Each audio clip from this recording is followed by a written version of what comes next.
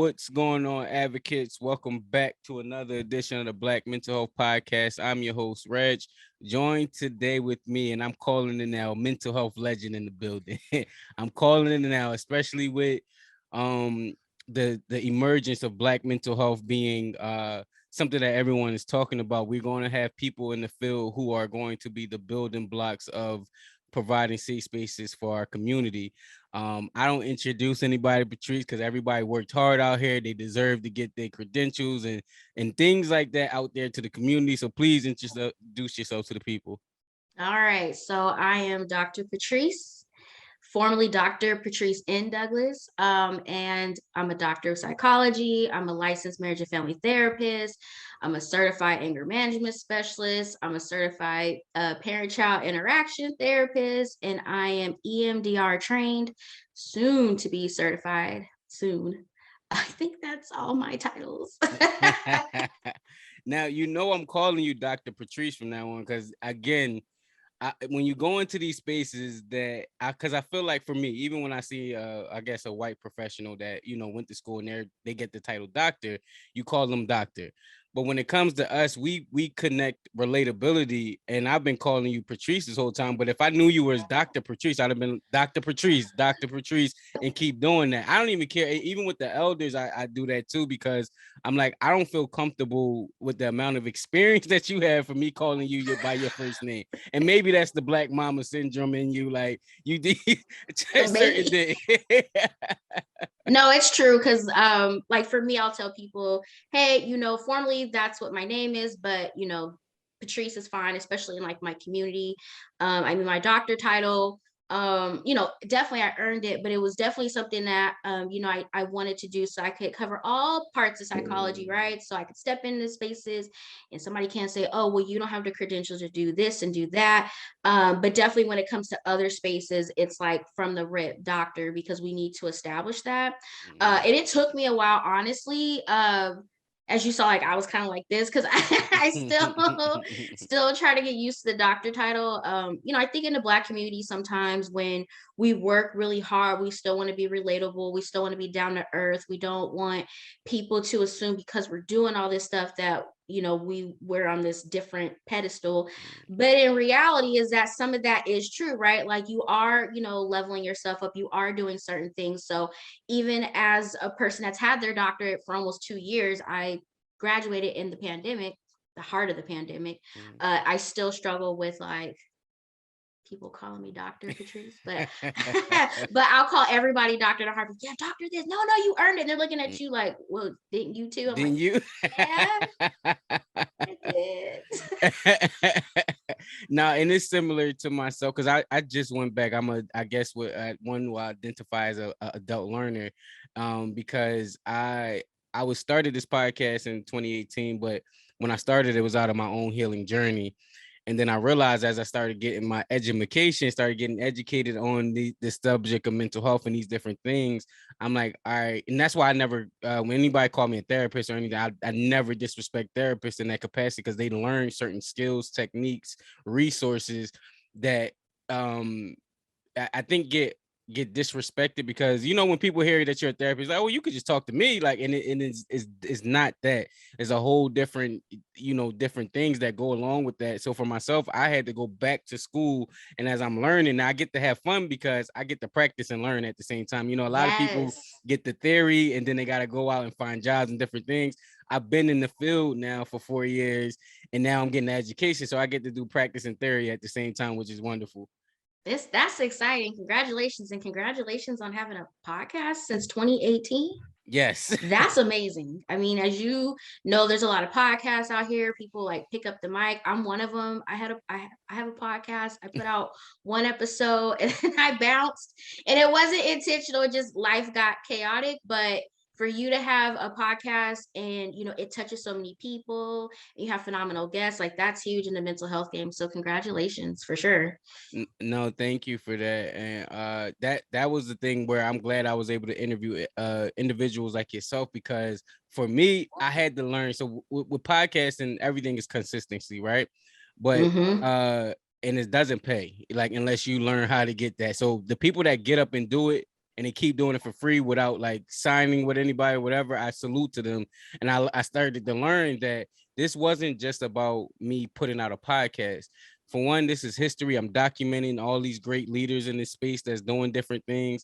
And for two, I get to talk to y'all for free, and y'all gonna charge this tomorrow and get all these free jewels and gems. Why wouldn't I keep doing it? I'm getting therapy every week, and I get to get different therapists. That's a luxury.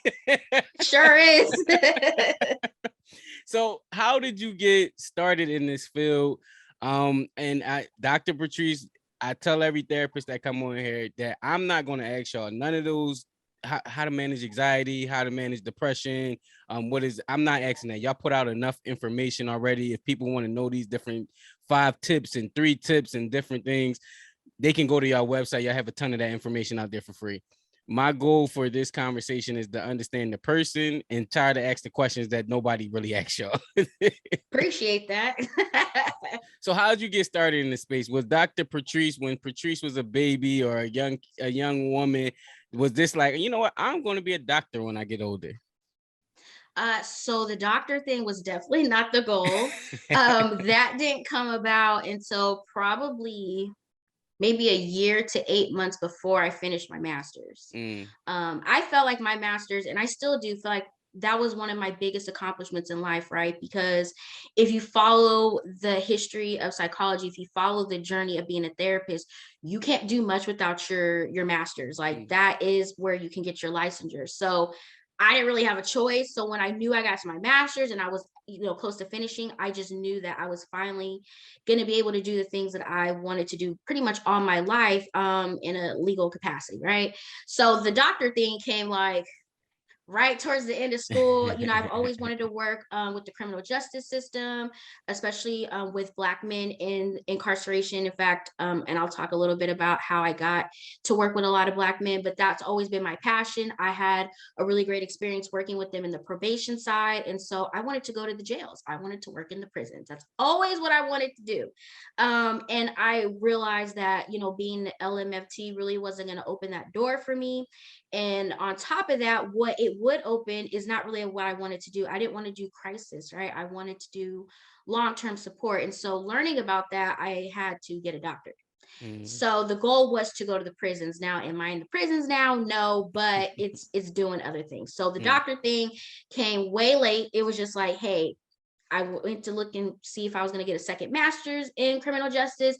Realized that was not going to give me anything that I was looking for. So I looked at the doctorate. I was able to get accepted. I actually got a scholarship. Like it all just worked out. So I took like a 2-week break. 2 weeks from my graduating from my master's, jumped right into my doctorate. Wow. That's like almost 0 stars, not recommended because I was tired, but I made it, right? So how did I get started in this? Honestly, when I was a kid, I'm actually a Christian. So I grew up in the church. I grew up in Christian schools all up into high school. And I was always one of those kids, I guess because maybe I was an only child. I was kind of mature. So I would go to these advanced Bible studies where it was all adults, but it would be me. And so one of the things that we had to take an assessment was our spiritual gifts. And so when I took my test, it led me to, you're going to be like a counselor therapist at some point. So at the age of 9, I already knew what I was going to do. How I knew it was going to come about, I wasn't too sure because, like I said, I've been always drawn to criminal justice. I always wanted to work in like the forensic, criminal, whatever. I just wanted to be someone that was behind the scenes helping people get a second chance, right? Because there are people out there that just need to be put away. But there's people that make mistakes. Maybe their childhood led them to doing certain things, and they just need another chance to thrive at life. And so I wanted to help with that. So throughout my years of growing up, I had an idea that what I wanted to do. So, I got the grades. I stayed out of trouble as much as I could. I knew that I wanted to work for the FBI, because who doesn't want to work for the FBI? Who doesn't want to be a criminal profiler? Until you realize like it's like the same 4 white men that's been doing it for like the past 40 years, and they'll retire out and they already got somebody another up. white man waiting to do the job. So it was just not a thing, right? And so when I got out of high school and I went to college and all that, I did my traditional route. And then I was drawn to being an MFT just because I believe everything does start in the family systems. Like everything that is around us is a system, whether it's friendship, relationships, even just structure of employment, everything has a system. And so learning how to navigate that system can really, open doors to understanding how do we start where we were, how can we change some of the stuff that we're doing, and how to bring people around us that fit better in the system that we're trying to create. So I went and got, my bachelor's, had a minor in criminal justice, still love me some criminal justice. Then I got my MFT degree, counseling psychology, as a master's, and then I was trying to be an overachiever apparently. So then I went and got a doctorate in clinical psychology. And so that's pretty much my journey. I mean, if you ask my mom and my dad, I mean, I've been helping people since I was a kid. I had partnered with this lady that had came to our church about people that were being enslaved in the Sudan. And I mean, you could tell from my face, I ain't too old. So slavery still existing. I knew about this in grade school. She had a campaign where her fifth grade class heard about this. They raised money to go out to the Sudan and free the people. I mean, this went as far as it was nationwide, worldwide. They were going to Vatican, they were going everywhere. And so I connected with her. I felt a passion and I brought it to my school, which was a really big deal at the time because I went to a predominantly white Christian school. So there was like 3 of us in each grade. And we were all in different classes. Like that's just what it was, right? And so here it is, this Black kid that's coming to a predominantly white Christian school and putting out in the field and out in the world that there are Black people still being enslaved by white people in Africa. And so we were able to raise awareness from our church, from our school. And, they were able to go out and, and free as many people as they could. So those are some of the things that I was doing as a kid where I saw that there was a need. I saw that people were hurting. I even had a ministry in the church where I would give out cards. So like children where their grandparents were sick or their parents were sick or they weren't feeling well, they would sign up. I would send a card to whoever was sick. Or if somebody was having a challenging time processing that their grandparents were, sick or whatever, they would come and they would cry on my shoulder. Mind you, I'm young, but I'm handling this very well. So I've always, I guess, had that empathy, that compassion for people, and always just trying to find ways of. I came into a really loving family. Like my parents are very supportive. From day one, they've always showed me nothing but tender love and care. And I grew up in a family where we were just all about loving each other and respecting each other. So how can I give what I was fortunate to get to people that never had it? And so that's kind of how, I've envisioned or have been navigating life since I was a kid. So being a therapist was something that I knew I was going to do. Did I know it was going to take it to where it's happened now? No. Right. No, absolutely not.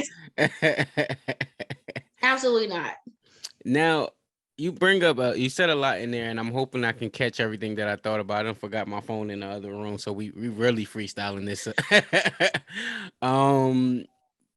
The idea. So a large proportion of my career so far, and why it took me so long to go back to school is, I didn't want to be complicit to the system that oppresses our people, and so I figured I felt like I can develop that system outside of the system, and that is the hardest thing to do in the world, especially where people are comfortable within the system and they're familiarized with the system or whatever the case may be.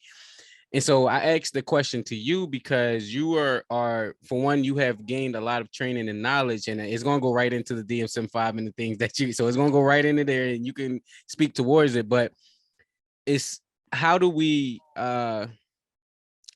impact the injustices within our community with while working within these systems? And it's a loaded question. While working within these systems, but still keeping your culture in mind as you do the work. That's a good question. So I think how I approach things is like it's a foundational piece, but it's not something that I have to follow step by step, right? So I went to school to understand the basics of the Western concept of psychology, right? So I'm learning about these theories, I'm learning about we're men saying that we're obsessed with this, obsessed with that, and that's why we're doing this and why we're doing that. And I'm like, okay, great. Let me see how that applies to my community and go from there. So I looked at it as like the foundational piece of understanding this stuff that we call psychology, but I never felt like I had to follow it to a T, because it's just not going to fit. Right. I know that the field is big on evidence-based practices. Where's your research that shows that this works and whatever. But we got to keep in mind that a lot of these things were created by people that didn't respect color. So they may have gave us an understanding of like the human basis of what we're doing, but as far as culture, when it comes to resilience and trauma and navigating certain things, they conveniently leave all that out, right? So I always looked at these theories as things that I can use to understand the basis of people, but I don't have to use it to say that, this is why somebody's acting this way in my community. Some of it may be true, some of it's not. So I always knew going into the field that I was going to soak up as much as I can, but I knew I was going to have to spend a lot of time translating it from what they said to what really exists in my community. And that might sound like a lot of work, and it kind of is, right? Because we got a couple of things going on. First of all, we don't have a lot of research, right? So a lot of this stuff is like it's being learned developed. Experience, right? Learned experience. What do you hear from your colleagues? Really like almost like analyzing data with your clients, right? There's a lot going on. And then when you do introduce this stuff, people are like, well, where's the research? It's like everything can't be research based. We have a whole issue with medical mistrust in the Black community. We're not showing up in research like that. And then on top of that, you guys may not be researching the things that we need. So there's a lot of gaps. So when we try to prove things, people don't want to listen to it because it's not on paper. So one of the things that, I created in my space for me to just understand things was I would just list, even the DSM, like I would list certain things about what was in that theory, what was in that diagnosis. And some of the words, were very simple, like sadness or whatever. But then I translated it to like, okay, what I know for my community and the things that I've seen working with, my community, we don't say sadness, but we say tired. So tired and sadness, when I ask you what exhaustion means, it is actually encompassed in sadness. So I'm not going to go by what it says, oh, it has to meet by sadness. I'm going to read that as exhaustion. I'm also going to read into, we know how to mask ourselves very well. So if you're not telling me, or you're not filling out the questionnaire right, and you fill it out to, minimize your anxiety, I'm not gonna be like, well, you don't have anxiety because that's what you said. I'm gonna have to take time with you because I know in my community, there's a trust factor, right? So on paper, I'm not going to put anything that you can use against me. That's just how our system works. And I don't know you that well for you to be knowing like my weaknesses. So I'm just going to fill this out where it looks like I'm a little messed up, but I'm not that messed up. So all these things are really what is not what psychology tells us to do. It kind of tells us like, okay, here's a scale, make them fill it out, whatever it is, score it. And that's what it is. Like, if you have any questions, just ask, a little bit more about certain questions, but that's it. It's like, you can't do that with communities of color. You have to take your time, and you have to understand when they say that they're tired, what does that mean? When they say that they're angry, what does that mean? I mean, men are angry all the time, right? Accordingly to everybody, but a lot of that's depression. But if we just focus on that term anger, we're thinking like they have, impulse control behavior issues or whatever the case may be. So there is a lot of dissecting and code switching, if I would say it is that, to fully understand how we can support our community. So is it a lot of work? Yes, but I find it to be a lot of fun because it challenges me. How can I take all the stuff that I learned, that some of it makes sense, some of it doesn't, and make it so that when I do talk to my community, they can understand what's happening with them, not only what's happening with them, put a name to it, and they feel comfortable with it. So that's where a lot of the bulk of the process comes in, is how can I translate this so that it can better help them. So yeah, colonizing therapy, psychology is a lot of work. Yeah, man, it's a few things that you said, and you were flowing, so I didn't want to interrupt it, but it's the one. This is why I started off calling you a mental health legend, is because of that, because this is the foundational pieces that we need. We're building the research that they're looking for right now. Like you're Absolutely. building it, where I know now it's not a theory, it's not like this is like no, after years of studies and practices, I was able to put this all together. So that's one. Like I said earlier, I'm in school now, so I'm learning the Freuds and all of these different things where I had another young lady on the podcast earlier this year, and she was talking about how oh man, I'm a butcher it right now, but the natural progression of what they say it takes for a human to develop, some of them are luxuries in those communities. So when they say the progression and Freud and all of them say this is how an individual evolves, it's like they don't account for the certain things that individuals in the communities of color go through to get into those different ranges. I hope that's making sense, right? No, it makes sense. And there's a reason why they're not talking about that, right? So yeah, that absolutely makes sense. And then They're the the last cause of thing it. I learned was that and it sounds very blatant, but how research can be racist, and because we're not included in a lot of that things. And then I had the privilege and honor of doing a community health assessment for the first time last year. And one of the things I learned that automatically people trusted me as they were filling out the surveys and going through those different things because of who I am and what I bring to the community. Whereas other people are trying to figure out how to get more communities of color to participate in research. And it's already what you just said earlier, that cultural mistrust when it comes to certain things. What are you going to do with my information once it's done? And I tell them that all the time, where it's people who got the funding, they got the team, and they ready to go out and get, and they're not community of color, and they ready to go out and gain that information. I have to be accountable to my community when I come in there. So once you leave, once y'all take the research and do whatever y'all do, I'm still left with the pieces to pick up to deal with my community.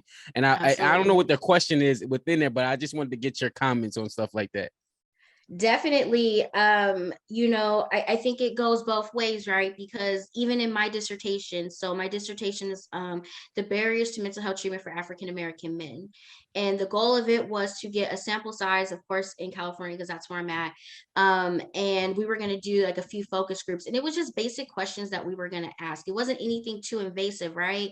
But I got a lot of pushback from the guys of like, I don't want to talk about this with no other man in no group, right? Mm-hmm. So they actually, I forgive y'all. I actually had to change my dissertation methods because they wouldn't do a group. Mm-hmm. And so I had to change it to individuals. And then the funny part about that was in my questions about, how can we encourage, Black men to seek help, or what are some things that we can do to make them comfortable?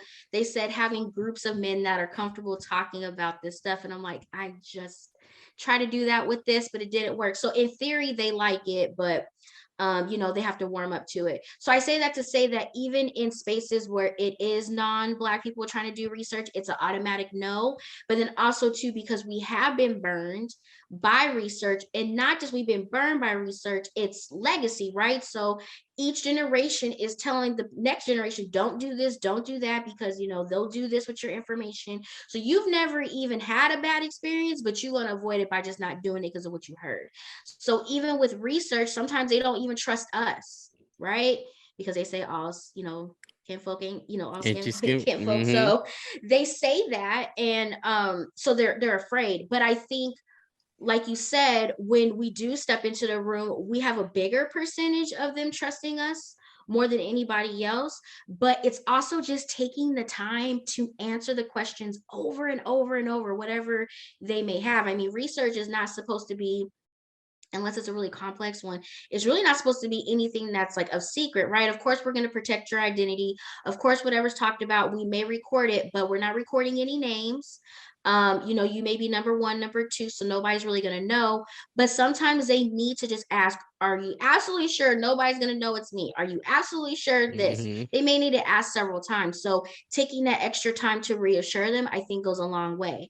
And also, too, I think also reminding them that in a society where we don't matter all the time, we're creating a platform so that you can matter. the voice that you have is so important, that you participating in this is really going to help us save more people that look like you, or help, or the people that do want to understand you, because we do have, allies in some regard. They need more information to understand exactly what you need. So you are doing more than just being like a lab rat. You're actually letting the world hear something that they've been needing to hear for a really long time, and that starts with you. And Mm. so when we approach it from that regard, I think that does ease some of the concerns when it comes to research. But we're in a society that lies all the time. Mm-hmm. So regardless of who's saying what, there's always going to be that hesitation, because we're always lied to, we're always mishandled, we're always mistreated. So it does help that we step into the room and we do this. But like you said, am I like the spokesperson, but you guys are about to portray what I just said to my community? So there's a lot of things that transpire. So yeah, research is very sticky, but it's something that we got to do. And there's a Mm-hmm. lot of researchers that look like us that are doing the work that, we can find some security that they're doing the right thing, but they need us to participate to continue to make sure our voices are heard in medical and mental health spaces. Beautiful, beautiful. So you talked about like you even doing your dissertation, or your dedication to helping Black men find the healing that they're looking for. And so where did that start from? And you can go into the different avenues that you utilize to bring the healing in this space, because I always am thankful when women step into that space, because I feel like women dictate what we do. And so as growing up, we wanted to do things to impress the girls, and if healing is impressive to a girl, then now that's the thing we're going to do to impress the girl. So where did that come from, and what avenues do you do to try to bring that healing that men are looking for? So I think that my niche for Black men was not started by me. Not to say I don't love Black men, because I've had some very phenomenal Black men in my life. I always thought I was gonna be like a woman's therapist. I don't know what I thought I was gonna do, but I started off. My career really starts in substance abuse. So, like my practicum, I guess like my post grad experience, I was working in actually two substance abuse facilities. So one was like a dual diagnosis community mental health, and then one was strictly just substance abuse. So in my first experience, I was working with a lot of women, and I love women. I know that we can have heart to hearts. Women are great. Sometimes we're a little bit too extra, too emotional, right? So there's just a lot going on, especially working in a residential facility. Like, yikes, what did I walk into today, right? And then also I got my experience in the community mental health side. So I was working with severe mental health disorders, co-occurring dual diagnosis, all of that. When I came over to the second place that I was working at, I started off as a drug monitor, aka I collected pee. Hmm. I've done it all, and I'm not ashamed of it. I ain't gonna do it again, but I have collected You earned your pee. stripes. Yeah, I earned it for many years. So I wasn't too proud or too bougie to get. I didn't put my hands in no pee, but I did what I needed to do. So I started off as a federal probation drug monitor, and so essentially what that was is we would open up at 5 a.m. If anybody knows me, I don't even like even knowing that I can even wake up at that time. Totally a night person. So that was a job that was like, what are you doing? So I would get up, we would get there at 5, and then I would drug test the women. And essentially, I'm just watching to make sure that they're not having any devices. I ain't doing nothing more than that. But then at the time I was working in my master's program, so I was still I was able to do therapy. So Mm. I started to do therapy for the federal probation population. And what do you think is the primary gender that comes into our office? Males. Mm-hmm. Males. Right. So I'm like, okay, this is cool. Like I was never nervous or anything like that. I'm like, okay, this is like a new experience. But what started happening is that every time I would open the door to get my new client, they happened to be a Black man. Mm. They happened to be, a Hispanic, Latina X-man.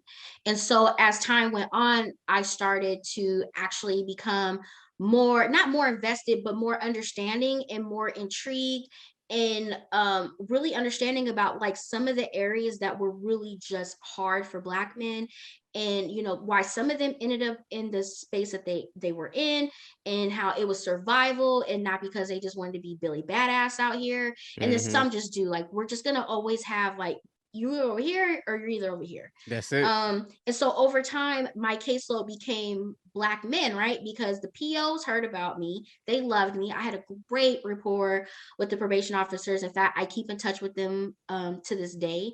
They felt that I was very honest about like, hey, you can sit in the therapy with me for a million years. That ain't gonna change nothing over here. They don't want to change. So let's just make sure that they keep their clean test for a year, and then they're gonna be all paper, and we're gonna call it a day because they just Right. don't want to. Like, just like, let's not waste anybody's time up in here, right? And then you have some that was like, yeah, you know what? This is what's going on. This is what I picked up in. Can I get this referral? Can I get this service? And they would say yes. Like, I rarely ran into any probation officers that told me no. And that's what they valued about me. And so it became like word on the block, which is wild to me, that hey, I met somebody in prison because they had to go back, but they told me about you as so and so and so. I'm here, and I'm like, whoa, why? First of all, why is so and so back in there? Second of all, why are y'all talking about me? And did you ask your probation officer to get here? And they would say, yeah, because we heard about you, or like in their friend circles, even though they ain't supposed to be friends, they were still doing the most. So it kind of found me where I was able to connect with Black men, and it wasn't necessarily like a mother type of relationship. It was just like a, hey, I'm a Black woman, I understand.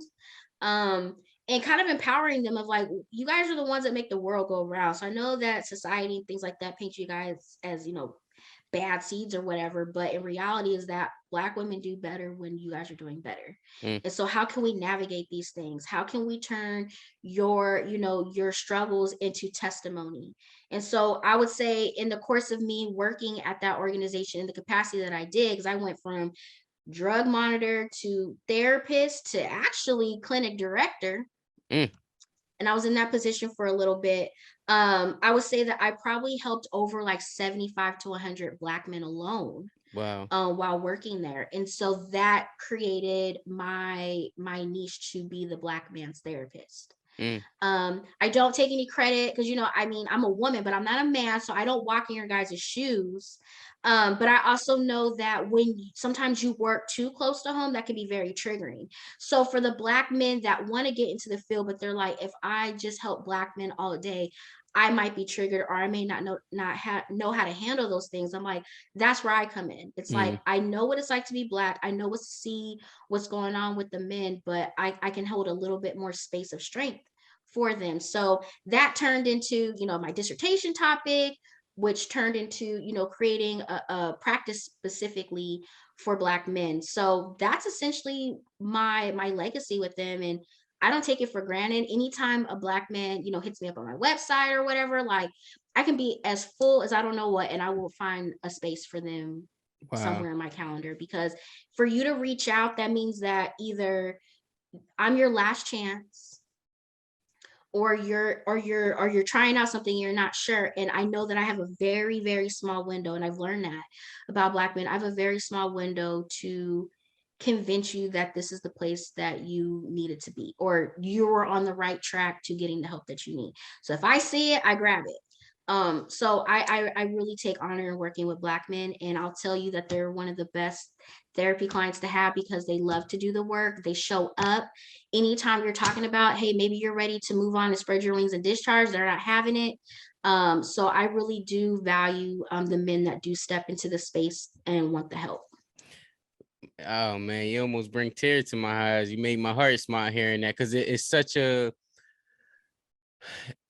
different narrative that you are bringing to the table that is exposed out there. Like, if you read about it in the media, if you watch the news, everything looks so aggressive and not caring and menaces. And there's it almost, to me, even with myself, I almost stopped wearing again, what I told you earlier about the not wanting to be in the system, because I didn't want to lose who I was in the system. I just did a panel on that yesterday. Well, I don't want to say yesterday. I just did a panel on that because I don't know when it's going to come out. So I just did a panel on that, and I was talking about gaining knowledge without losing identity. And I was worried about that with going back to school and things like that. We spoke on it earlier. So even much so, I'm like, damn, I'm gonna start having to stop wearing my hats. I'm gonna have to cut my dreads off.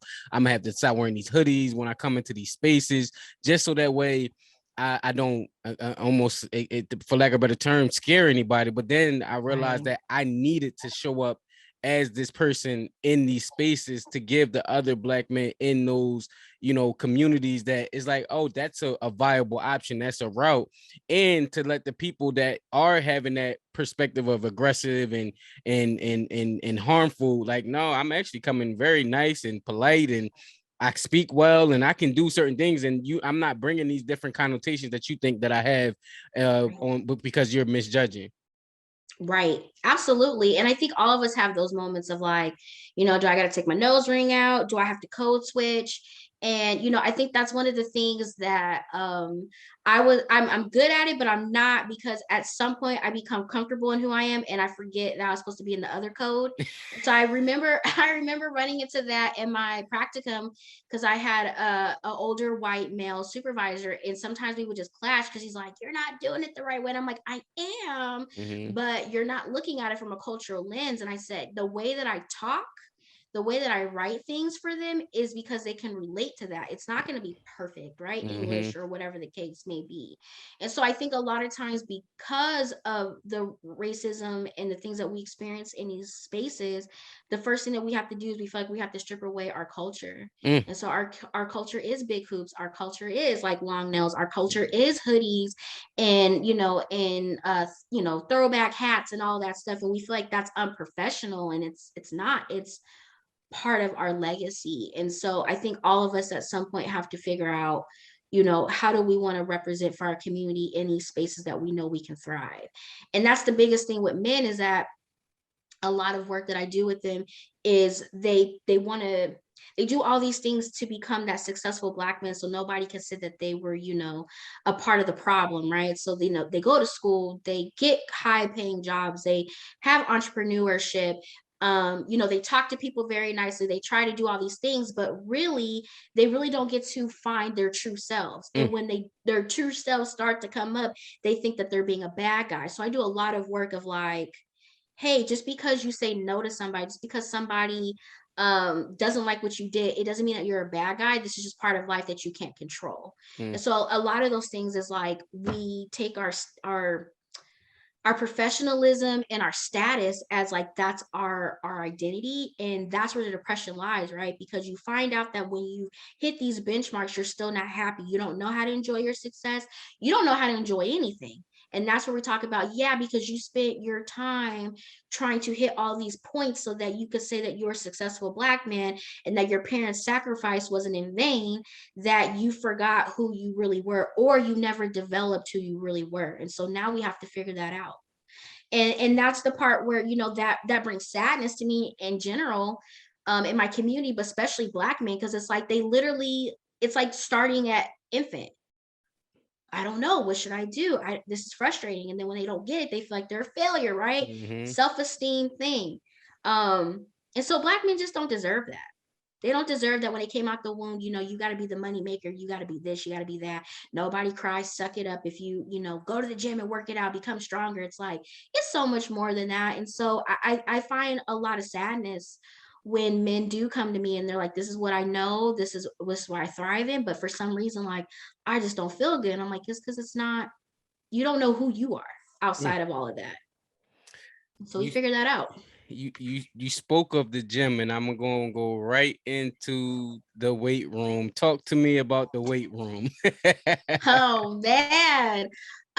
So the weight room is my newest private practice. So I have another one, it's Empire Counseling and Consultation. So the weight room is essentially a virtual private practice that we hold space exclusively for Black and brown men. And the reason why, it was important to put Black and brown men is because a lot of us are, biracial, multiracial. And so you find yourself, when I've been working with biracial, multiracial individuals, is that they always feel like they have to pick a side, Mm. right?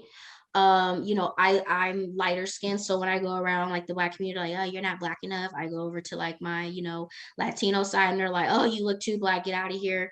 So I always feel like I have to find a space I have to pick one instead of just being.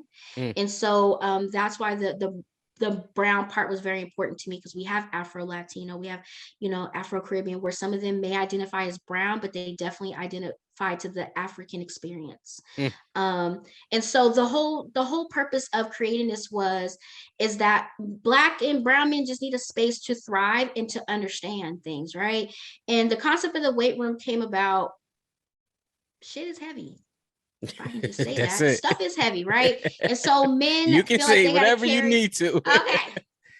Sorry, guys. The world is heavy to them. They're lifting all of this stuff because that's what they've been told that they had to, was carry everything in the world and do it with a smile and don't complain. But this stuff is heavy, and the part that we need to help them with is learning how to balance all this stuff. Or some of the stuff that you're carrying just doesn't fit. You don't need to carry anymore. Let's drop it. But a lot of times they feel like if they drop anything, they're less than. So I created a space where Black and brown men can come and get the therapeutic services that they need. We are going to bench press their emotional state into a healthier them. And we're going to teach them what therapy is about, as well as coaching. So, for example, the therapists are called spotters, right? Because when you go to the gym, you're learning how to lift weights. You need somebody that if that stuff is too heavy, they can pull it up off you. So we're essentially teaching you, and we're supporting you on how to lift this weight. We're also going to rehabilitate you. You may not be ready to lift weights. You may have to do some conditioning before we get there. So we're going to focus on the therapeutic stuff. What's been going on throughout your life where you've created these patterns? What are some things that we can do to cope with workplace issues, family issues? Once you get to that place, then, maybe we can put you into coaching or maintenance, where we're just helping you maintain those coping skills. So I'm excited about the weight room. Not only am I excited because, it's a safe space for them, but I actually have some really dope therapists that, I put a post out there like, hey, I'm opening this up. Anybody want to come work for me? Maybe you don't, maybe you do. It blew up. And I have some great Black male therapists, which I think is phenomenal. We are in 6 states. So we're in California, Georgia, Texas, New Jersey, New York, and Virginia. And out of that whole team, outside of me, of course, they're all Black men. And then we have a BCBA who is going to provide parent education to parents that have young boys, teens that have autism or are concerned that they have autism. So we're going to bridge that gap as well.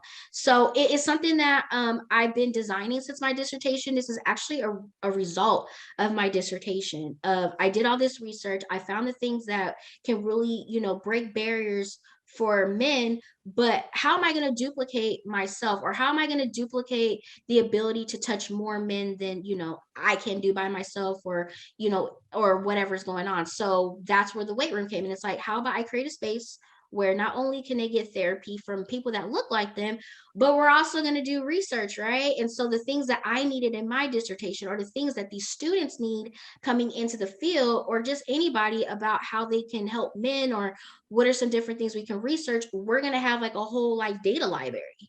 So a part of the weight room is going to be a research institute where we're going to be doing our own in-house research and publications. So I'm really excited about it. I've been building it for the last 2 years. I named it something else. That didn't work out. In the same day that I found out that name wasn't going to work, I saw somebody post some really bad photo at the gym, but like they needed to either like wash the mirror or they needed to wash their camera lens. I don't know what it was, but it was a real tacky photo. And I was like, oh, they at the weight room. They're doing weights, lifting weights. I'm like, oh, the weight room. That's and I played around with it. I told people and they were like, so you're going to continue to think about names, right? I'm like, no, wait. Play around with this. Heavy weights is a therapy. Light weights is, the coaching side, and there will be spotters. And so it grew. So I was able to open it after that within a matter of months. So super excited about it. It's a space where it's not going to just be therapeutic. We are going to do support groups. We're going to do like book clubs. I think there's a podcast coming. Somebody asked me, could they host the podcast? I'm like, do what you feel. So it's going to be more than just a therapy space. It's going to be a resource and healing space for men in wherever part of life that they're in. We're definitely going to be that center for them. So very, very excited about the website. Is phenomenal. I did not design it. A Black man actually designed it. Lenny Carter of My True Circle, he put blood, sweat, and tears to make sure that it was perfect. So we're really excited to open up our virtual doors to Black and brown men. We got to talk off air about bringing it to Pennsylvania. I think it's a conversation that we've been having at Blackman Hill about how to partner with practices that's doing it, so that way we're not all in like these individual silos trying to do the work, where we can just do a combination effort to get these things done and get the healing to the community. So we'll talk about that. Because we're in 9 states too, so we can find a way to collab and we can expand both. But that's a different point. I got one more question. You went into it earlier, and I'll actually share the screen so that way people can check out everything Patrice has going on. Dr. Patrice has going on, and go into her website. If you listening, please go and watch the video. It's patricedouglas.com. But I'll put the information over the top so that way you'll be able to connect. I wanted to go back on to the DSM-5 and sort of what you were talking about earlier about research and just the information that we are learning. Talk to me about DSM-5 for the culture and DSM-5 for the Black Way. I know they're 2 different things, but just in the general, why you decided to put the culture and the Black Way on the DSM-5. Yeah, so it actually was a Twitter post that turned in like something big, right? So I randomly, and I honestly, I forgot about the post. I wrote like, I would love to teach like a course at a school about, the culture components of the DSM, just because it doesn't really exist. Like they do have like a culture section, but when you read it, you're like, what did I just read? It really doesn't apply to whatever I was looking for. And so I remember like I wrote it, and I think I had sessions all day or something, and I came back and I actually forgot about it. I was about to search Twitter just for stupid stuff because Twitter is sometimes funny. And so I looked and I had like over 100, I think, like likes or retweets or whatever. Like, yeah, I'm interested. You should do this. And I'm like, whoa. Okay. Well, like, let me take this to Instagram real quick and see if they feel the same way. And Instagram was like, yeah, let's do it. And so I'm like, okay, well, if you guys are serious, like, let me go ahead and make this little newsletter thing so you guys can sign up. And I think within like a matter of like 10 minutes, I had 300 signups. Like it was just this wild thing. Wow. And so the whole purpose of me bringing the DSM-5 for the culture is that I know, there's a lot of talk of like the DSM is really not worth it. It's a piece of crap. Like it really doesn't speak for a lot of things that are going on. It's a big, book of like, we could all find a problem with ourselves within it, right? But I mean, if we're functioning in psychology, we always can't just say we can't use it, right? If we want to use insurance, if some of the things we just have to navigate as part of the system, we can't always remove it. But what we can do is adapt it. So the DSM is not going to go anywhere. So instead of us trying to like act like it doesn't exist, let's embrace it and let's put some spin on it, right? So how the DSM-5 for the culture works is that it's that is the series, and within the series, we're going to target each community. So DSM-5 the Black Way is the Black community. So we will focus on 8 big diagnostic categories. We'll go through each diagnosis of what it is, what they listed as, and then we're going to talk about what it can look like for that community. So when we talk about, agoraphobia, right? We talk about how a lot of that, where if you guys don't know what agoraphobia is, it's really like a disorder where large crowds and things like that in spaces like that is just not really your thing. Like you get some anxiety about it. So like going to concerts, going to malls on Black Friday, like you're just not doing that, right? And so a lot of times it's like, oh, exposure therapy, get them out there and go to the mall and show them it's fine. It's like, whoa. First of all, some of this stuff is because when we do go into spaces, we don't know about security. Like it's more than just like, oh, people frighten us. It's not really people necessarily, it's what can happen to us in those crowds. If I go and there's not a lot of Black people, do I feel safe? If I go and there's too many Black people, am I safe? Do I feel safe? Do I know where all the exits are? Do I sit, with my back to the door? Like it's more than just like, I don't like to be in large spaces because I think like somebody's gonna hurt me. It's more about like, we have evidence as of recent that we can go to big spaces and we can get hurt. So talking about it from that level of understanding, like agoraphobia may look different for Black people, or they don't go to those spaces because granny told them not to. Don't ever go to the mall when it's busy, child, because you may get snatched up or whatever. these are also generational stuff that has maybe created fear. So if you don't know about that stuff with the Black community, you may misdiagnose it Mm. as just having like a panic disorder, and it's not panic, right? So that's essentially like the stuff that we come over. And not only do we come over that part of the DSM, but for the first like hour or so, we're going to talk about the history of why mental health has been a challenge for the Black community. So we talk about medical mistrust. We talk about how slaves were experiments in the summer, especially women, when it came to um, gynecological research, like hysterectomies and stuff, and how our ancestors were hoping that they would die before summer because they didn't want to be experimented on. We didn't have anesthesia and stuff like that back then. And even if we did, they wasn't giving it to us. So we were awake, Mm. being tested for heat exhaustion and being left in ditches and stuff like that. So we're going to talk about how a lot of this is generational as to why we're afraid to be researched, why we are afraid to do certain things. And when we were not feeling very well, they put the most severe label like schizophrenia on us to lock us up and heavily medicate us. So we talk about these things, as well as like in the substance abuse, we talk about where that stemmed, as far as, you know, slavery, because addiction wasn't, alcohol abuse and things like that is not really something that our culture was about, but it came about when people were enslaved. So we take it there so that you have a full understanding of why we do have anxiety, why we do have depression, why we do panic. It's more than just like, oh, we just woke up and we're afraid. It's because, you know, we always got targets. We always have to be extra mindful. And so that's why I feel like the DSM-5 for the culture is very important, because it's going to give another layer of how to identify some mental health disorders for these communities. You summed that up, man. I just felt like I was in a whole course just now, and I needed to do an essay or homework on, like, you know, like I feel like that just now. So I appreciate that because it resonated a lot more. And that's again going back to what we talked about earlier. What as I'm in school now, it's still the same boring, like what's the proper term? European, Yeah. westernized centric on his work, and I'm like, it's all these individuals out here that's doing amazing work where I feel like we can take some of that and integrate it within the system, because then that'll, you know, resonate more with individuals that come from communities that we come from, and they resonate with that information, because I felt like I was just at a lecture just now and I related to it. I was intrigued by all of that because it's like, oh snaps, I didn't even think about all that. Yeah, like I think sometimes, because we're still putting pieces of our history together, right? We don't know everything, and so when we start really like peeling back the layers and really finding the research, we're like, oh snap, like no matter what we would have done, we were still going to be predisposed to this generations later.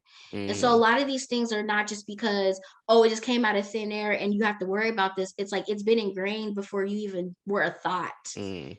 to come into this world, that these are the challenges that you are going to experience. So the DSM-5 for the culture is good for everybody, to be honest. Like if you're a mental health professional, it's great. If you work in any capacity with like medical, and honestly, like students actually told me like it helped them pass their licensing exams. I'm like, okay now. So it's made for everyone. And that was the part too.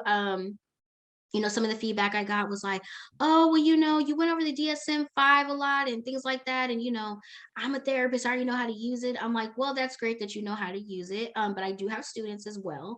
And you'd be surprised how many people really don't know how to fully use the criteria of the DSM-5 to get adequate diagnosis. They just see like 1 through 5 and they're like, yep, they have all of those. Mm. But did you check letters A, B, C, D, A through K? Because there's Mm. like sometimes like F, G, H. Mm. Did you check all of those to make sure? So we also, if you don't feel comfortable with the DSM-5, I actually teach you how to use it properly. Mm. So you actually get a lot in a one thing, and it does come with a CEU. So if you do need some CEUs, we do have them under the NBCC credentialing. So yeah, I'm excited. It sells out every time. I'm going to be working on the next few ones. I haven't decided what the next one is going to be. It's probably going to be trauma related disorders, which is a big one, right? And so once the whole the whole Black community is done, then I'm going to partner with other members of other communities, and we're going to create for the Asian community, the Indigenous community, the same type of layout where you can really understand how to diagnose and treat and understand these communities, as well as check yourself. Are you really ready to work with these communities? Because a lot of times people say, I don't see color, so I could treat everybody. But if the words oppression, prejudice, racism bother you, then you're not ready. And you should just go ahead and refer out, fam. Just go ahead. Just go ahead. Again, the mental health legend, Dr. Patrice, is in the building. As we close out, do you have any final remarks you want to leave the people with? I just want to say I love my community, and every day I see us trying to make a difference. I see every day that we are making progress and healing ourselves. And I think that we can start shifting the narrative of that we're not going to therapy anymore, because we definitely are. I think that we should start saying we need to start having conversations about, because 9 times out of 10, those conversations have already started. We need to continue the conversation. So I say that to say, regardless of if you're on social media, regardless of, if you're like this big name out here in the game, I appreciate everybody that is taking initiative to heal our community. And we are like one big family, so don't feel afraid to reach out to your colleagues.